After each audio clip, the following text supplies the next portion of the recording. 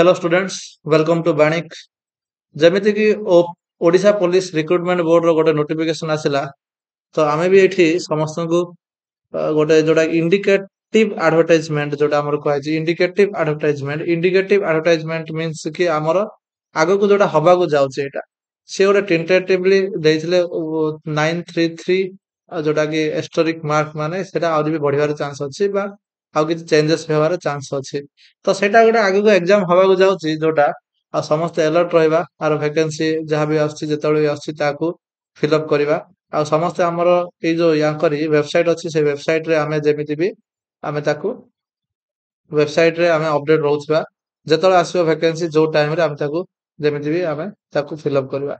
तो ठीक अछि एटा गोटे इंडिकेटिव एडवर्टाइजमेंट जोटा कि हमर एसआई ऑफ पुलिस हमर आर्म्ड पुलिस स्टेशन ऑफिसर जोटा कि फायर सर्विस रो आ असिस्टेंट जेलर एमानकर गोटे पोस्ट बाहरची। तो एकटा को सेमाने तांकर नोटिफिकेशन देबे देला पर पूरा एकदम डिटेल रे केबे हबो कोन हबो तार सब जिंस एग्जाम डेट सहित भी से आसी जिवो। तो आमे आकु टिके जाहाले भी अलर्ट रहबा आ आमे भी अछु आमे भी बारंबार एगुडा को अपडेट करौथिबु। तो हैला एलिजिबिलिटी नेक्स्ट एलिजिबिलिटी तापर हमर रोची कि एज केते एज तो 21 रो 38 ही रहइबो। एजुकेशनल क्वालिफिकेशन कोठी पई कोडा कोडा एजुकेशनल क्वालिफिकेशन रहइबो। पुलिस एसआई पई नॉलेज आर्म्ड पुलिस एसआई पई स्टेशन ऑफिसर पई असिस्टेंट जेलर पई एगुडा सब केमिति हबो एग्जाम कोठी हबो केमिति कोठी माने सेंटर रहइबो सेगुडा को केते फेज रे एग्जाम हबो सेगुडा सब हमर ए www.odishapolice.gov.in रे बहुत जल्दी से माने अपलोड कर देबे।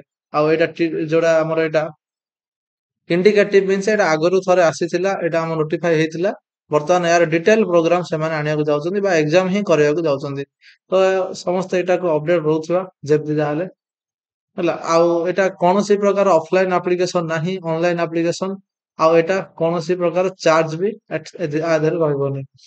तो ठीक अछि आको अपडेट रहउछबा हमें एटा गोटा हम रिमाइंडर हमरो एटा मेन मोटो रहउछि कि कोनोसी भी गोटे स्टूडेंट बा कोनोसी गोटे जॉब एस्पिरेंट जेमिति कि आठु बंची न जांतु जो माने भी पुलिस एसआई पई टारगेट रखिचंदी और जो माने भी ए असिस्टेंट जेलर स्टेशन ऑफिसर पई टारगेट रखिचंदी सेमान पई गोटे बहुत बड़ सुजोग एटा।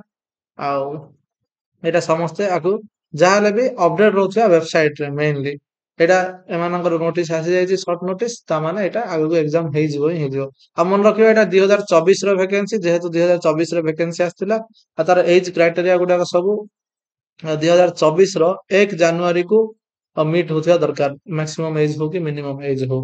हाँ एटा कीप रहउछबा आकु अपडेट। चलो थैंक यू।